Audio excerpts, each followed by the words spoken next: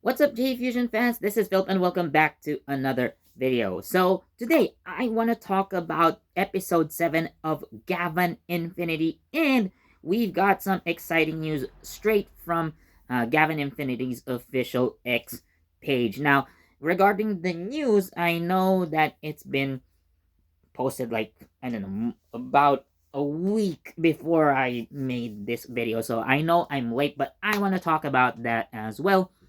But nonetheless, let's talk about episode 7. Now, there might be some story points that I might have to mention, so just in case, make sure you're caught up on the latest episodes before watching this video because there might be some spoilers. So, with that said, enjoy.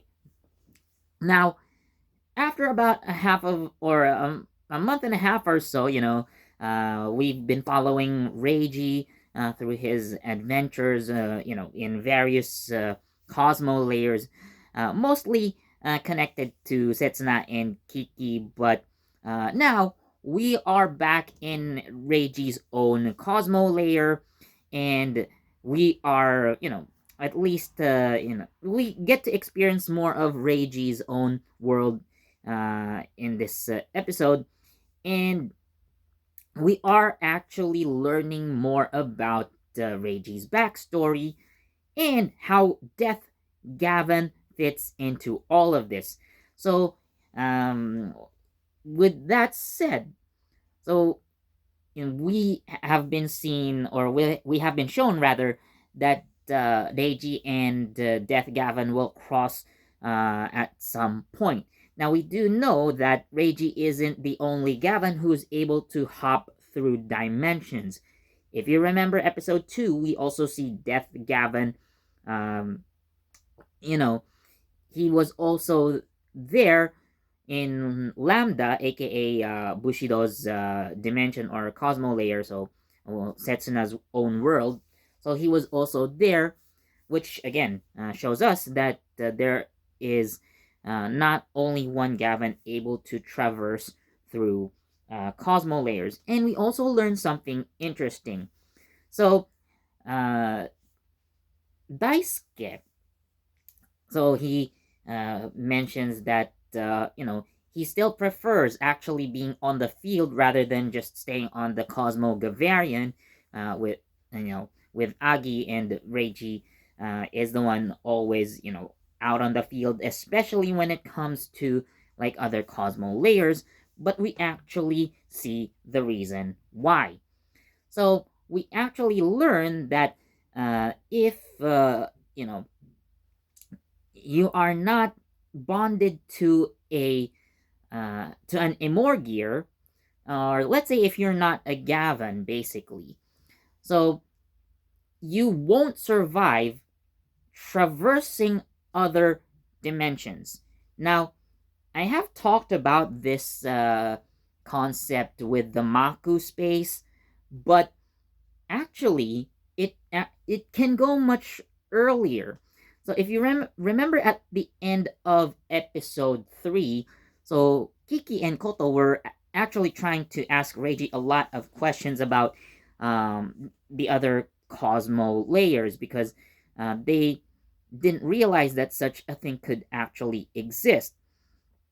And they are actually demanding Reiji to take them, to his Cosmo layer, basically. But Reiji refutes them by saying, I can't do that because, you could die. And that shatters Kiki and Koto's dream of, being able to traverse through other Cosmo layers. But we now see why in episode 7 through Daichi's, or Daisuke rather, through Daisuke's perspective. So, Daisuke recounts the first time that he has traveled with Reiji to another Cosmo layer, and the moment they step out of the Cosmo Gavarian, Daisuke's body could not handle it, and he almost dies, basically. Like, he is obviously like glitching, if you will. So again, he does not have the same kind of protection that Reiji has, being bonded with an Imorgir, aka, he's a Gavan basically. So basically, they had to take Daisuke had to return immediately to the Cosmo Gavarian and stay there in order to be protected from whatever is causing his body to almost disintegrate. So again, this would basically be the same as being sucked into a Maku space portal, or into Maku space, if you are not a Gavan, or you are not inside the Cosmo Gavarian, which I have mentioned in previous videos. So now we know why only Reiji is on the field, and well, Agi is an AI, so she doesn't really have to follow the same rules as any human being. So she gets to be on the field with Reiji, but again, other humans cannot. So yeah, that's basically what happens. And given that, again, like, this is just a theory, and there could be other evidence that might prove me wrong, but I like I've said, this could be a similar concept to a Maku space, right? So in order to survive being in Mako space, so we can see three possible ways. So I've mentioned before, but I mentioned again. So one, you need to be a Gavan. Okay, so we saw how Setsuna and Reiji in particular, both of them, so they fought together within a Maku space and survived because they were protected by their combat suits. So we've also seen the Cosmo Gavarian enter the Maku space, and therefore, you know, we can imagine that there's some sort of like a Morgir field that we don't necessarily see, but it does protect the Cosmo Gavarian from being distorted, and being distorted and deleted within the you know warped space time within the Maku space, and therefore Daichi is Daisuke again. Sorry, Daisuke is able to survive because he stays inside the ship. You know, that could be the same for the rest of the other characters who are not Gavin, but again, they're part of the space police, and they are able to at least stay inside the ship in order to be protected from the Maku space. So yeah, this like, I don't know if this is proving my idea, but again, the concept is similar. Nonetheless, let's go back to episode 7 and what happened.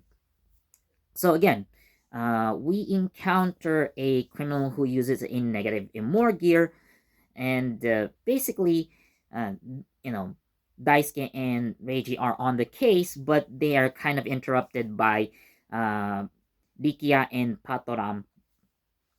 But despite all the insults that both Diki and Patron throw at Deiji and Daisuke for being in the archives department, which is like the least respected department in their version of the space police.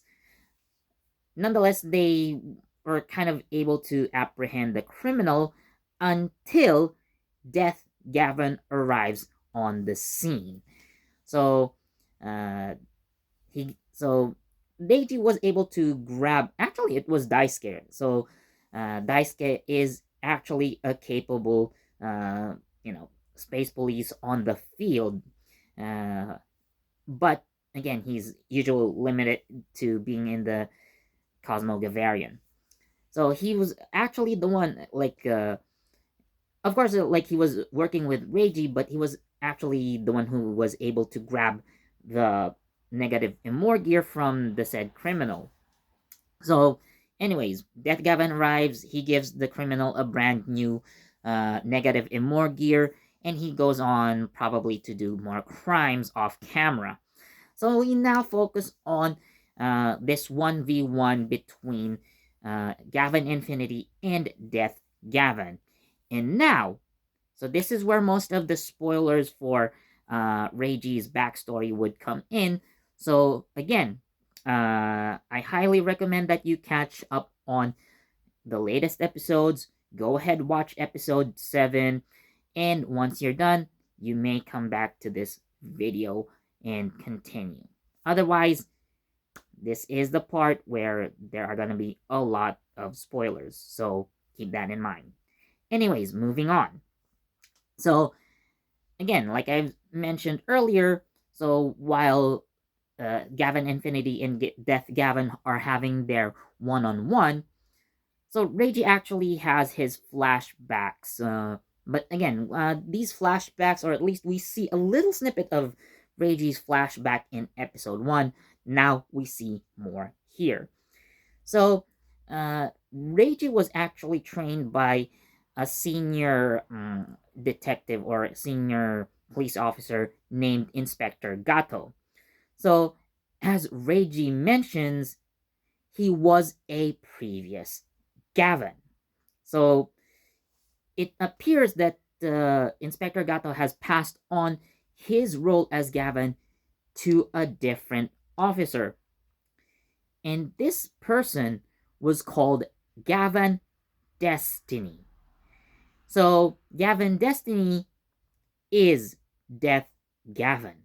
So, Reiji saw Gavan Destiny as a kid, and again, basically, Reiji and Inspector Gato had this like mentor relation, mentor pupil relationship ever since Reiji was a kid, and basically, Inspector Gato was hoping that Reiji would eventually inherit the title of Gavan.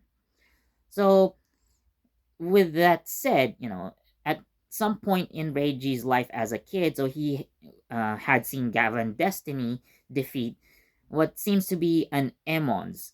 So, we also see like Gavan Destiny's complete suit.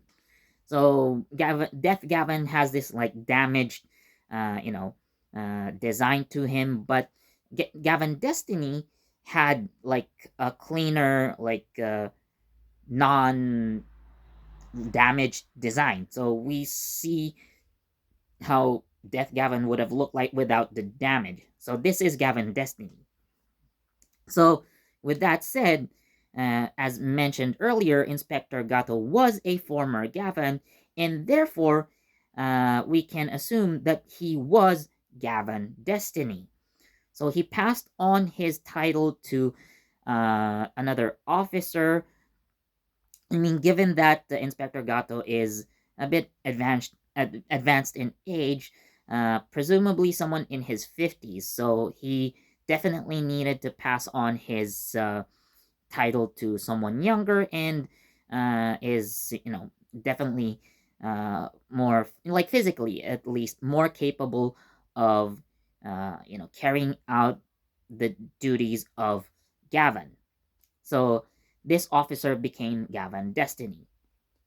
However, at some point, so Death Gavan, or Gavan Destiny, if you will, uh, so he has this realization, or like he has gained some sort of awareness, and he basically explains why he is distributing like negative immor gears. So, but in any case, so in that flashback, for some reason, again, Gavan Destiny becomes corrupted, and years later, so at least in between, Reiji's past and the current timeline. So, Reiji was, of course, already grown up, but he's still like a trainee officer, and still working alongside Inspector Gato. So they find the ruins of like a few buildings destroyed, and Inspector Gato says this is the work of a Gavan, aka this would have been Gavan Destiny after being corrupted. So we fast forward a few scenes later, and Inspector Gato is down on duty. So Reiji, of course, rushes to try and help his mentor, and Inspector Gato says, like, "What are you doing here? Like, go ahead and chase that perpetrator, aka Gavan Destiny." So it seems that this encounter with Gavan Destiny, but at this point he would have been Death Gavan already, I guess. So Reiji seems to have grabbed a negative emo gear, to confiscate, but uh, apparently, so we don't really see, but it's presumably Gavin Destiny. So he shoots down Reiji and he blocks it with the Immor gear, but it seems to awaken Reiji's like capability of bonding with an Immor gear. So nonetheless, well, of course, he wasn't necessarily able to catch the criminal, aka Gavin Destiny, but with this, so Commander Calm recognizes that Reiji has basically awakened his ability to become a Gavin and gives him a blank Emo gear, and this turns into the Gekido Emo gear. So, of course, with that, so he is also presented with the Gavarian trigger, and this is how Reiji became Gavin Infinity. So, like going back at least to like near the beginning of the episode, right? So once Death Gavan appears, he takes down like Patoran, Dikia, and even Daisuke. So similarly, like what happened to Inspector Gato. So again, Reiji tries to approach Daisuke, and basically Daisuke says the same thing as Inspector Gato. Like, what are you doing here? Go ahead and chase that guy, before it's too late. So again, Daisuke and Inspector Gato said the same thing to Reiji. So yeah, uh, so this of course chase scene between Reiji and Death Gavan ensues, and of course we have like our one-on-one fight, and Death Gavan summons his Arc Gavarian using the Arc Gavarian rifle. So interesting to mention because Arc Gavarian has a different design compared to the Gavarian GCR, or the Cosmo Gavarian that we know right now. So I guess that's one of like the original quirks of like the alpha um, Cosmo layer. So again, it was supposed to be the Gavin of that universe, and therefore just another side note. So if Gavin Destiny never became corrupted, then it would appear that Reiji could have become the next Gavin Destiny. But, that's a different story now. So, nonetheless. So, uh, again, like I've mentioned, uh, Death Gavin summons his Art Gavarian and transforms it into robot mode. And Reiji also does the same thing with the Cosmo Gavarian, transforming into the Gavarian GCR, and they have this robot versus robot scene. And during the battle, so a phenomenon called the Emorgier syndrome occurs, which is basically a blast of like emotional energy that I'm not sure if it's comparable to a black hole, but the energy was so strong, the explosion was actually visible on Setsuna's own dimension. Like Setsuna can see it with the naked eye, and it was detected in the Iota Cosmo layer, aka Kiki and Koto's Cosmo layer. So apparently, with influence from Reiji, I guess. So Kiki basically, so she develops her own version of like Emulgear detection system, which allows them to, you know, detect the irregularities in the uh, through various Cosmo layers. So again, this Emulgear syndrome, uh, like was so strong, like I've said, that Kiki's own, detection system was able to pick it up. So again, Setsuna. So I think like there's like some kind of distance in between Cosmo layers, because uh, like there is said to be like a border between like Alpha and Lambda, meaning that even though they're parallel universes technically, like by distance, so Lambda is apparently closer to Alpha than Iota is, which is why again Setsuna is able to see that phenomenon, while in Kiki's case they were only able to detect it, through their uh, detection device. So that's what happened. But nonetheless, uh, Death Gavan takes it as an opportunity to escape by opening a portal to the Maku space, where he basically resides, when he's not in battle. So, uh, so Commander Calm, so he probably knows who Death Gavan is. I mean, considering that again, he was most likely the officer of whom Inspector Gato passed on his powers to. Considering that Reiji was still a kid, of course, and someone who's at least mature enough should take his place. So again, uh, this guy who turned into Death Gavin eventually would have been Gato's successor, and probably if and when the time came. So again, like I mentioned earlier, Reiji could have been Gavan Destiny, but that story is for another day. And you know what?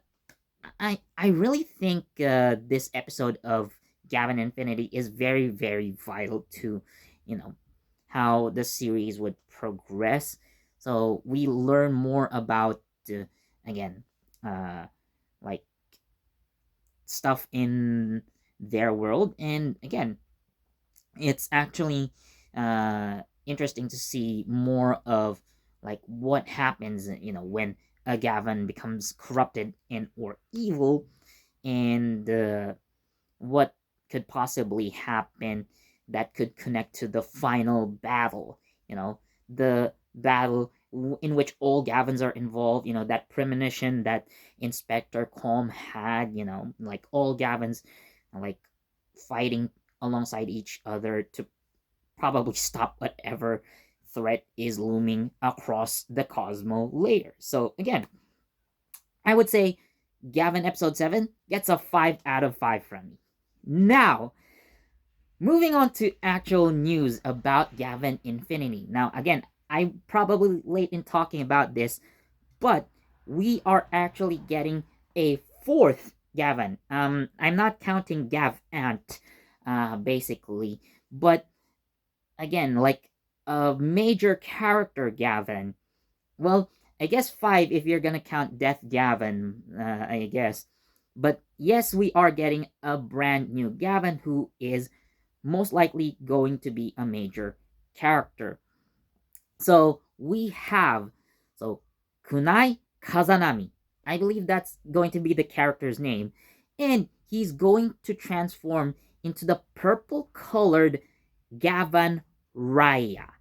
Now, way back in episode 1, so you might see a clip, like Gavin Infinity, Luminous, and Bushido like standing alongside each other. But there are two other Gavins, and one of them is a purple colored Gavin. However, this purple colored Gavin is just like a repainted Gavin Infinity suit, just changed the red to purple. Now, Gavan Raya has a completely original armor based on another metal hero, Jiraiya. So, actually, the poster for Gavin Raya was already hinted like after airing of episode 6, if I'm not mistaken. So, yeah. So, like, you see, like, a couple of hands, like, doing, like, a ninja pose, and, like, the background is, like, purple. So, like, you also have, like, a more Japanese inspired background. So again, which means like this Gavan is connected to like ninjutsu and stuff. So now we have confirmation. So right now, of course, the internet is definitely hot on this. So of course, the name of the suit is Gavan Raya, but fans have been calling it G Raya, considering the fact that the suit design is based off of Jiraiya, another Metal Hero entry. So, what's interesting about Gavin Raya's design, or we can just call him G Raya, I guess. So, G Raya's design, again, aside from the fact that he's an homage to another Metal Hero, so an interesting point, or you know, about him is looking at his like police badge, or his his badge basically. So it is a uniquely colored badge. So you might see like the regular badge used by most of the space sheriffs, even like the Gavins, like Infinity, Bushido, Luminous. So they all shared like the same design, like the black one and the emblem of uh, like the space police, right? So Gavin Raya's, or G Raya's badge is different in terms of like the color is also purple instead of the regular black, and like the symbol of the space police is a more Japanese inspired design, which is really interesting to note. So again, Gavin Raya, or G Raya, appears to be, it looks like he is going to also use like ninjutsu at some point. Now, it's interesting to note that there are already two Japanese inspired Gavin warriors. So one, we have Gavin Bushido, who is more samurai, and now we have G Raya, who is a ninja. So yeah, it's a really interesting take here. So it is said that G Raya is going to appear from episode 10. So actor Kentaro Yasui is going to play the role of Kunai Kazanami. And according to information that I've read, he's going to be part of like like interstellar intelligence agency, kind of like an FBI agent, if you will. But yeah, it's really interesting to see how they're going to integrate his character into the main plot. I'm really excited to see the additional Gavin in this um, show, and I'm really curious as to which other metal heroes Toei can incorporate into the story of Gavin Infinity. You know, uh, I'm hoping they do someone like from B Fighter Kabuto, which uh, basically those were my favorite entries in the Metal Hero series. Although it would also make sense for like the police type Metal Heroes to also make a comeback. I'm basically talking about like Jiban, uh, Wen Spectre, Soul Brain, and Jan Person. I'm interested in how Toei is going to integrate them as Gavins for this one. But yeah, again, it's really exciting news. And another piece of new information. So thanks to the Bandai Toy website, we also get to see another power up for the Cosmo Gavarian, the Tornado. Now, there have already been rumors even before the start of the show, right? So when Cosmo Gavarian was revealed, so there were already rumors about like a dragon shaped attachment for this for the Cosmo Gavarian, right? And this is now proven true thanks to Bandai's toy website. We have the Dornado, which is obviously taken from Dolgiran from the original Gavan, which again, uh, it's definitely a homage that especially like those who grew up watching the original Gavan would definitely appreciate.